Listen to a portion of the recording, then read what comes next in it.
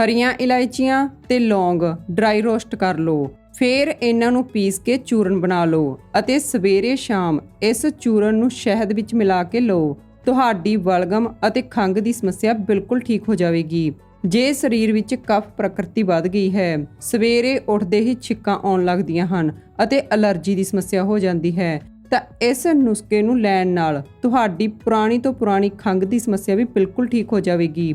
ਇਹ ਨੁਸਖਾ ਬਹੁਤ ਹੀ ਜ਼ਿਆਦਾ ਅਸਰਦਾਰ ਹੈ। ਉਮੀਦ ਹੈ ਇਹ ਨੁਸਖਾ ਤੁਹਾਡੇ ਲਈ ਫਾਇਦੇਮੰਦ ਹੋਵੇਗਾ। ਵੀਡੀਓ ਦੇਖਣ ਲਈ ਧੰਨਵਾਦ।